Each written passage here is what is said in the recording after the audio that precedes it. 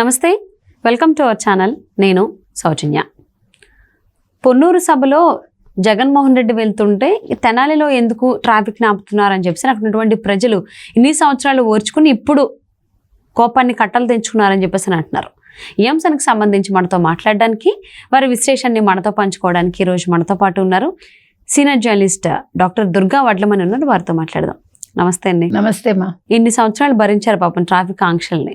ఇంకా ఈ ఎలక్షన్ కూడా నడుస్తున్నటువంటి ధైర్యమా, లేకపోతే ఇంకా తట్టుకోలేక, అంటే దేనికైనా ఒక లిమిట్ ఉంటుంది కదా, మరి అది క్రాస్ అయిపోయారేమో తెలియదు కానీ పోలీసుల పైన తెనాలి ప్రజలు విరుచుకుపడ్డారు. పొన్నూరు సభలో అక్కడికి ఆయన గాల్లో వెళ్తుంటే ఇక్కడ రోడ్డు మీద ఎందుకు ట్రాఫిక్ ఆపుతున్నారని, అది కూడా ఈ ఎండలో. సో అసలు ఈ అంశాన్ని ఎలా మనం అర్థం చేసుకోవాలంటారు? పొన్నూరులో జగన్మోహన్ రెడ్డి సభకి వెళ్తుంటే తెనాలిలో ట్రాఫిక్ ఆంక్షలు విధించాల్సిన అవసరం ఏంటి? వెళ్ళేది కూడా బై రోడ్ కానప్పుడు.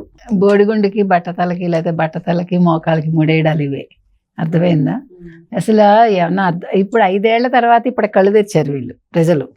ఇది ఎప్పుడో తెరిచి ఉండాలి కదా, ఇంత లేటుగా కళ్ళు తెరవడమా? అంటే ఎదురు తిరిగితే తిరిగి మళ్ళీ కేసులు చుట్టూ తిరగాలని చెప్పి ఆగుండే. చుడతారు. అతను ఎవడు? మీరు అనుకున్న మనిషి. ఆ ధైర్యం లేకే వాళ్ళు అంత రెచ్చిపోయారు ఇంతకాలం. వాళ్ళు దాన్ని అలసుగా తీసుకునే వాళ్ళ ఇష్టానికి ఆడారు 5 ఏళ్ళు. నోరు విప్పితే కేసులు, నోరు విప్పితే ఇది జైలు, పోలీసులు, ఇవన్నీ ఎందుకు చూపించారు? ఇప్పుడు తోటకూర నాడే చెప్పలేదురా నా కొడక అని అంటాడు కదా. ఎందుకని? ఆ రోజే ఫస్ట్ దొంగతనం చేసినప్పుడే చెప్తే నేను ఇంత దూరం రాను కదా అని. అలాగా మొదటి రోజే తిరగబడితే కనీసం 6 నెలలు ఏడాదికైనా తిరగబడి ఉంటే ఈరోజు ఆయన అలా రెచ్చిపోడు. అది చెయ్యలేదు. సరే, బెటర్ లేట్ దాన్ ఎవర్. ఇప్పటికైనా ఏదో కళ్ళు తెరుచుకున్నాయి, అదేమంటారు, ఆరిపోయే ముందు దీపంలాగా ఆయనకి ప్రజలు తిరగబడ్డారు. కాబట్టి ఇదేంటంటే పొన్నూరులో ఆయనది మేమంతా సిద్ధం సభ జరుగుతుంది. పొన్నూరుకి ఆయన శుభ్రంగా హెలికాప్టర్లో వెళ్ళాడు. మండుటెండల్లో ఆయన ఆహ్లాదంగా హెలికాప్టర్లో వెళ్ళాడు. ప్రజలు ఎండలో ఎక్కడ తెనాలిలో ట్రాఫిక్ దగ్గర నిల్చునుంటే 2 వీలర్స్ వాళ్ళు ఉంటారు. ఎండ ఎలా ఉంది? ఇప్పుడు ఆరెంజ్ అలర్ట్ ఉంది ఎక్కడైనా. అలాంటి టైంలో పోలీసులు అతి కాకపోతే అక్కడెక్కడో ఆయన సభ జరిగితే ఇక్కడ ఆపేయటం ఏంటి? తుంటిమీ కొడితే పళ్ళు రాలాయంటే ఇదే. పోలీసులు పళ్ళు రాలగొట్టడానికి రెడీ అయ్యారు ప్రజలు. ఇప్పటికైనా చాలా మంచి పని చేశారు. చూశారు ఎండ మండిపోతోంది. వాడేమో బ్యారికేడ్లు పెట్టేశాడు. సరే, ఎందుకు పెట్టావంటే పొన్నూరులో సభ జరుగుతోంది అన్నాడు. పొన్నూరులో సభ జరిగితే తెనాల్లో ఎందుకు ఆపారు మీరని పోలీసులను అడిగారు వీళ్ళు. కాదు సెక్యూరిటీ. దేవుడి సెక్యూరిటీ ఏమైపోతుంది? ఏమైనా దేవుడి పెద్ద స్క్రిప్ట్ ఈయన రాసేస్తాడు ఈలోగా? అదే మనకు అర్థం కావట్లా. సో నేను ప్రజల మనిషిని, ప్రజల కోసం బతుకుతున్నాను, ప్రజలకు సేవ చేస్తున్నాను అని నువ్వు శుభ్రంగా ఎంజాయ్ చేస్తున్నావు. ఒక రాజకుమారుడు కూడా నీలాగా ఎంజాయ్ చేసి ఉండడు. ఒక రాజ్యంలో రాజ్యాన్ని ఏలే ఒక రాజు కానీ, రాజకుమారుడు కానీ నీలాగా తండ్రి పేరు చెప్పుకొని, పదవి సంపాదించుకుని, ఆస్తి సంపాదించుకుని, క్విట్ ప్రోకో ద్వారా ఈ రకంగా ఎంజాయ్ చేసిన ఫ్యామిలీ భూప్రపంచంలో ఉండదు. శుభ్రంగా ఎంజాయ్ చేస్తున్నావా? ప్రజలు అక్కడ కష్టపడుతున్నారా? వాళ్ళు తిరగబడ్డంలో ఎటువంటి సందేహం లేదు. వాళ్ళు అదే అడిగారు, ఏంటిది ఇంత ఎండల్లో మమ్మల్ని ఏంటి నువ్వు నిల్చోబెడతావు? పిల్లలు ఉంటారు, వృద్ధులు ఉంటారు. మీకు దీనికి యాక్చువల్గా మీకు చూసుకుంటే జయలలిత దీనికి ఆద్యురాలేమో అని అనిపిస్తుంది మనకి. జయలలిత 2 గంటలైనా 3 ఆవిడ పోయస్ గార్డెన్ నుంచి బయలుదేరుతానని చెప్తే చెన్నైలో మొత్తం ట్రాఫిక్ ఆగిపోతుందమ్మా. You cannot believe. మొత్తం సెక్రటేరియట్ వరకు ట్రాఫిక్ బంద్. మీరు రిపోర్టర్ అయ్యుండి నేను హిందూ రిపోర్టర్ని లేకపోతే నేను ఫలానా రిపోర్టర్ని అన్నా కూడా పోలీస్ ఏమంటాడు? అయితే ఏంటి నువ్వు రిపోర్టర్ అయితే ఏంటి ఇట్లా మాట్లాడేవాడు? నువ్వు నమ్మితే నమ్ము. రిపోర్టర్ అయినా అమ్మదా, అమ్మ కోసం మీరు నిల్చోవాలి అనేవాడు. ఆవిడ అట్లా నిల్చోబెట్టింది ప్రజల్ని. కాకపోతే ఆవిడ ప్రజలకు మంచి పనులు చేసింది, అమ్మ క్యాంటీన్ పెట్టింది, ఆవిడ చాలా ఇచ్చింది కాబట్టి జనాలు ఊరుకున్నారు. కానీ అప్పుడు కూడా తిరగబడ్డారు కొంతవరకు. ఆవిడని భరించారు, తిరగబడ్డారు, 2 చేశారు. ఇక్కడ సంక్షేమ పథకాలు తప్ప ఏం అభివృద్ధి చేయకుండా ఈయన ప్రజల్ని ఎండలో నిలబెట్టి నా మేమంతా సిద్ధం సభల కోసం మీరందరూ వెయిట్ చేయండి అంటే జనాలు ఊరుకుంటారా? ఇదైనా చిన్న విషయమా? ఇప్పుడు వాళ్ళందరికీ ఏదైనా అయితే ఆయన రెస్పాన్సిబిలిటీ తీసుకుంటాడా? నువ్వు హాయిగా ఏసీలో ఉన్నావు, వాళ్ళు నడి రోడ్డు మీద ఎండలో ఉన్నారు వాళ్ళు. ఇవన్నీ కూడా అసలు ఊరుకునే అంశాలమ్మా.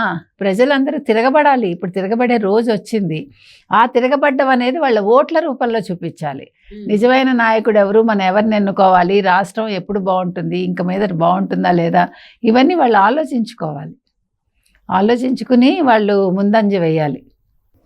అంటే ఈ తిరుగుబాటు అనేది ఆల్రెడీ వాళ్ళు ఏం చేయాలి ఏంటి అని అంటే ఓటేసే దానికి సంబంధించి ఏం చేయాలనేది ముందే డిసైడ్ అయ్యారు కాబట్టి ఈ రకంగా తిరగబడుతున్నారు పోలీసుల పని అనుకోవచ్చా? అంటే 2 రకాలుగా తీసుకుందాం ఇది. ఒకటి ఎన్నికల కోడ్.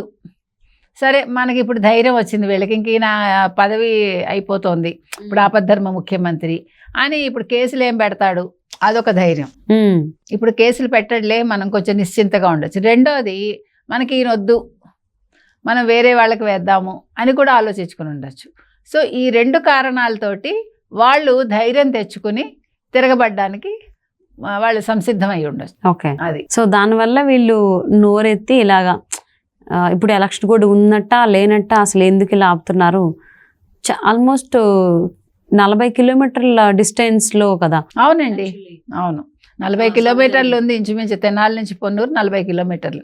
వాళ్ళు అదే అడిగారు, అక్కడెక్కడో 40 కిలోమీటర్లో జరుగుతుంటే మీరు ఇక్కడ ఎందుకు ఆపారు మమ్మల్ని అని అడిగారు. అడిగితే కూడా పోలీసులు వినిపించుకోకుండా వాళ్ళని ఆపడానికి ప్రయత్నించారు. అయితే కొంతమంది యువకులు ధైర్యం చేసి అన్నాడు, ధైర్యం చేసి వాళ్ళు బ్యారికేడ్స్ తొలగించుకుని ముందుకెళ్ళారట. అయినా పోలీసులు ఎక్కడికక్కడ వాళ్ళకి అడ్డంకులు సృష్టించారు. ఇది జరిగింది. అంటే ఎక్కడికి వెళ్ళినా కానీ జగన్మోహన్ రెడ్డికి సంబంధించి ఇదే జరుగుతూ ఉంటుంది కదా. అంటే ఇన్ని సంవత్సరాలు చూశారు, అంటే ఆయన ఎక్కడో ఆల్మోస్ట్ ఇప్పుడు 40-50 km డిస్టెన్స్ ఉన్నా కానీ ఆ చుట్టుపక్కల ట్రాఫిక్ని కంట్రోల్ చేశాడు. ఆయన ఏమో వెళ్ళేది బై రోడ్ కాదు, మ్యాక్సిమం 5 కిలోమీటర్లైనా 10 కిలోమీటర్లైనా ఆయన వాడేది హెలికాప్టరే. అంటే ఇప్పుడు కూడా హెలికాప్టర్ వాడుతున్నా కానీ ట్రావెలింగ్ కోసం అసలు ఎందుకు ట్రాఫిక్ సంబంధించినటువంటి నిబంధనలు ఇంకా అతిగా ఎందుకు చేస్తున్నారు పోలీసులు? వాళ్ళ స్వామి భక్తిని చూపించుకుంటున్నారు. ఇంకా తప్పదు కదా. ఇప్పుడు పైన హెడ్ ఎలా ఉంటే కింద టెయిల్ ఎలా ఉంటుంది, పైన డీజీపీ ఎలా ఉంటే వీళ్ళు ఎలా ఉంటారు. డీజీపీ స్వామి భక్తి పరాయణుడు కదా, డీజీపీ మార్గంలోనే వీళ్ళు పయనిస్తారు, ఆయన మార్గాన్ని అనుసరిస్తారు. ఆ రకంగా వీళ్ళందరూ కూడా, ఎందుకంటే ప్రతివాడికి ఇప్పుడు వాడి జాబ్ ముఖ్యం, వాడు ప్రభుత్వ ఉద్యోగిని మర్చిపోవాలి, వాడు సదా మీ సేవలోని వాళ్ళ సేవలో తరించాలి.